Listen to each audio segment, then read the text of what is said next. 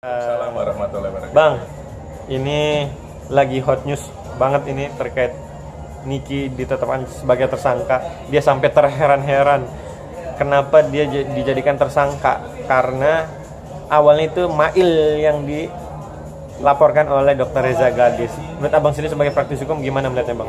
Oke, selamat malam. Saya Dr. Firman Chandra. Saya praktisi hukum, advokat, dan pengajar di Magister Ilmu Hukum. Terkait kasus yang sekarang lagi viral dan mungkin tersangka ini terheran-heran terhadap sebuah sistem hukum yang ada di Indonesia.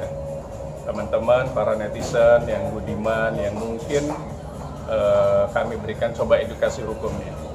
Pertama, Indonesia adalah staff right. Artinya Indonesia adalah negara hukum.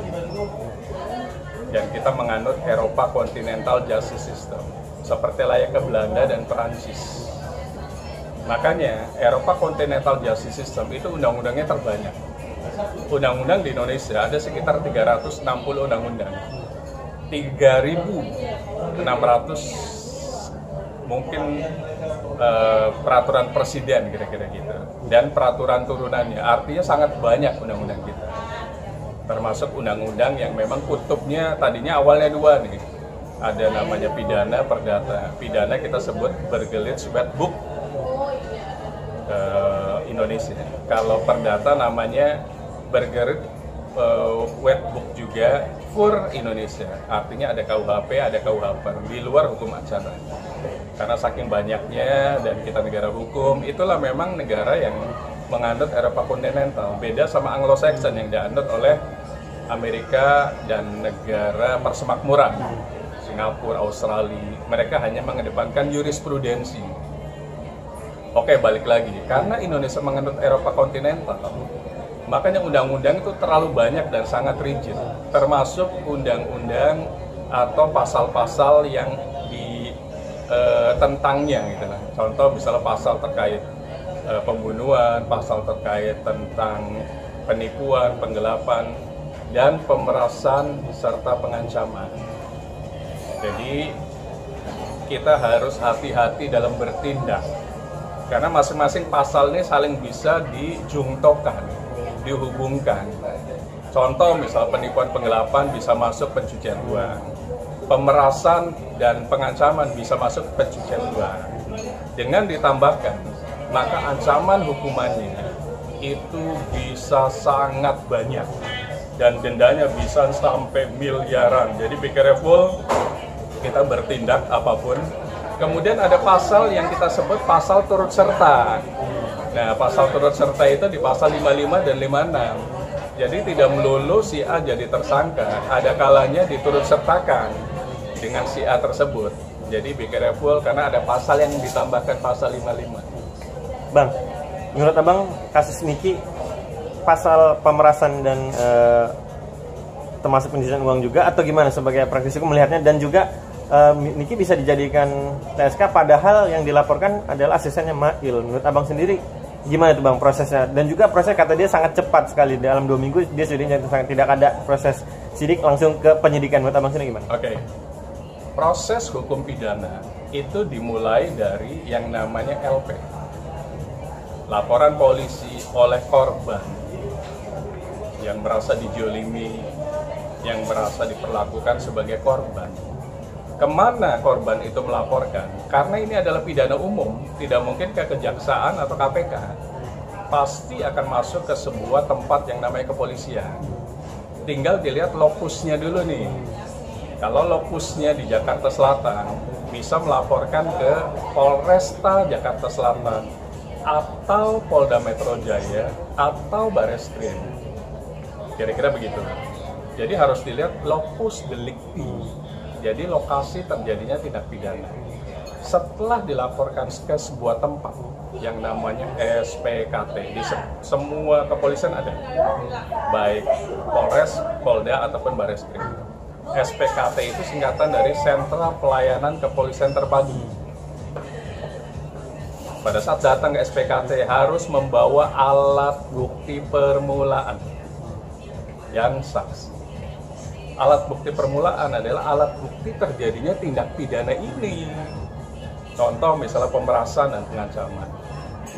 Berarti alat buktinya apa? Mulai dari screenshot WA, mulai dari bukti-bukti lainnya. Misalnya pemerasan, berarti ada dugaan bukti transfernya ke rekening yang dimaksud. Dan namanya tindak pidana, ada namanya dader, ada namanya mad pleasure. Kalau bahasa kita ada intelektual aktor, ada orang yang disuruh. Jadi jangan salah, orang yang disuruh itu hukumannya lebih rendah dibanding intelektual aktornya. Contoh kasus Sambo. Padahal Sambo yang mungkin bisa jadi bukan pelakunya, direct untuk membunuhnya, tapi disuruh oleh orang lain. Tapi karena yang menyuruh adalah atasannya, makanya yang terberat adalah yang nyuruhnya. Meskipun yang melakukan eksekusi adalah anak buahnya. Nah, kasus yang sekarang lagi viral, bisa jadi mungkin yang menyuruh adalah A, yang disuruh adalah B. Semua bukti transfer ke B semuanya. Tapi intelektual aktornya adalah A. Jadi wajar kepolisian melakukan sebuah tindakan percepatan. Namun percepatan sendiri harus melewati mekanisme.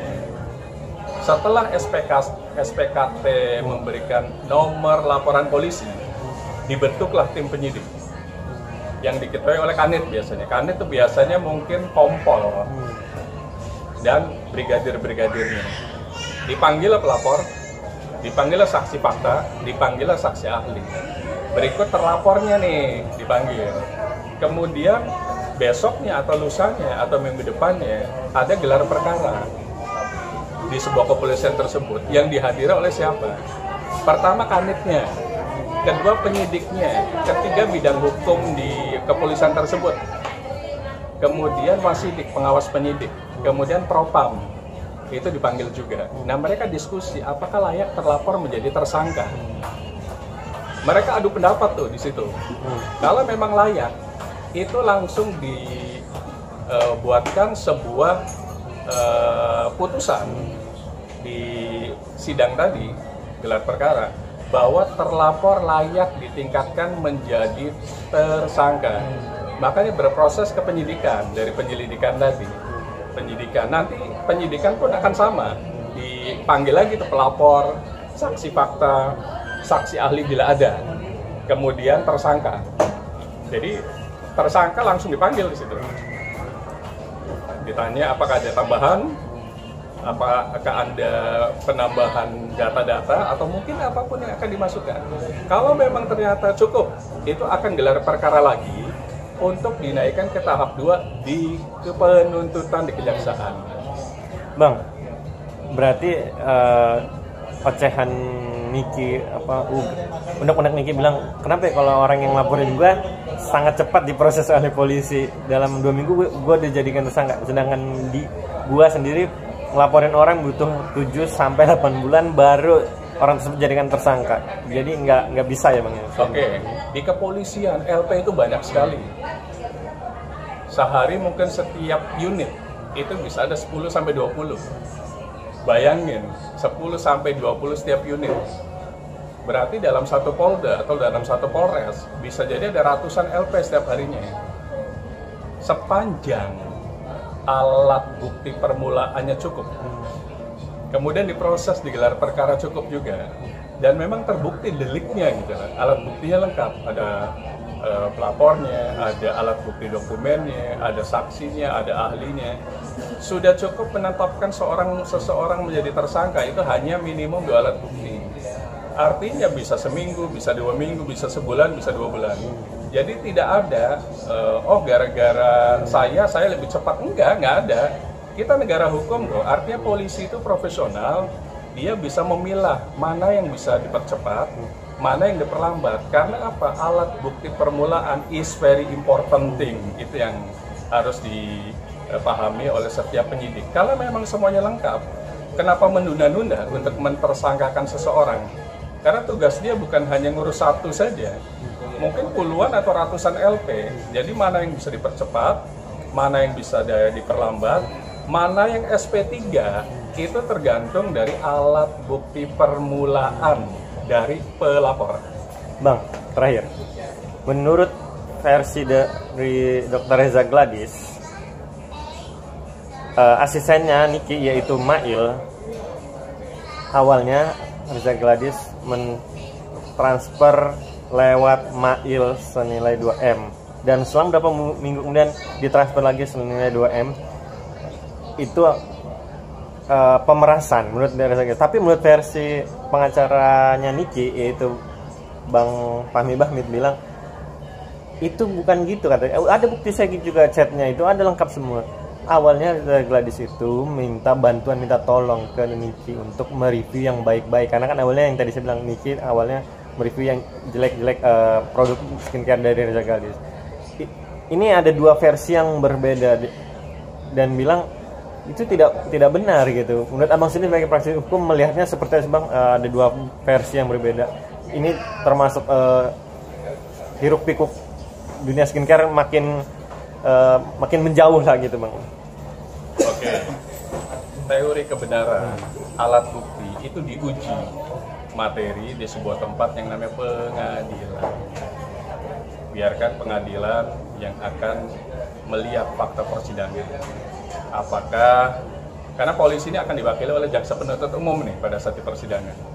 Jaksa penuntut umum itu data semuanya dari penyidik kepolisian. Kemudian tersangka yang akan menjadi terdakwa itu diwakili oleh kuasa hukum. Mereka saling melakukan perlawanan dan adu argumentasi masing-masing tuh. Dimulai dari dakwaan dan lain-lain. Artinya orang boleh mengatakan itu salah kok. Lapor punya alasan lain lagi. Jadi pasti akan berbeda. Tidak mungkin ada, oh ya saya melakukan ini wajar saya dihukum. Tidak, pasti akan ada perlawanan di sebuah tempat yang namanya pengadilan. Biarkan majelis hakim yang memutuskan. Toh orang menjadi tersangka belum tentu bersalah, asal bisa membuktikan di pengadilan bahwa tidak ada kesalahan yang dilakukan oleh tersangka, pasti putusannya adalah bebas gitu. Jadi biarkanlah pengadilan yang menilai di fakta persidangan, saksi-saksi, termasuk saksi yang meringankan dan saksi yang memberatkan. Kalau ternyata putusan majelis hakim A, pasti diamini oleh pelapor. Kalau putusannya B, pasti diamini oleh tersangka. Jadi biarkanlah majelis hakim yang menjadi wasit ini itu memutuskan sesuai dengan hati nurani dan sesuai dengan fakta persidangan. Kebenaran bagaimanapun akan muncul di ujungnya. Jangan khawatir kalau merasa tidak bersalah, sampaikan di persidangan bahwa tidak bersalah dengan alat bukti yang memang komprehensif, termasuk saksi dan dokumen lainnya. Adu argumentasilah silakan di dalam persidangan supaya majelis hakim memilih terdakwa itu bersalah atau tidak. Yakini kalau memang benar, yakin saja jalani. Tapi kalau salah, akui salah supaya ada hal-hal yang meringankan, mengakui kesalahan agar hukumannya tidak terlalu tinggi. Terakhir bang, tadi baru saja Niki dipanggil tadi pagi, tapi dia mangkir dengan alasan syuting, dia lebih baik syuting daripada panggil. Itu dia sebagai tersangka dan untuk dipanggil sebagai biasa kan untuk pemanggilan pertama. Kalau sampai 3 kali bisa dijemput paksa bang? Pasti. Artinya polisi punya prosedur. Pada saat seseorang, siapapun statusnya masih terlapor ataupun sudah ditersangka, itu boleh. Kalau di kepolisian boleh, tapi beda di pengadilan. Mau sakit mau apapun diangkut tuh. Termasuk pakai kursi, pakai kasur, kalau nggak bisa duduk pun kasurnya pun dibawa ke pengadilan. Tapi di kepolisian masih ada hal-hal yang sifatnya diperbolehkan, asal membuat sebuah surat dan alasan yang paling masuk akalnya apa. Kemudian di situ harus ditulis tuh, siap untuk dipanggil tanggal berapa.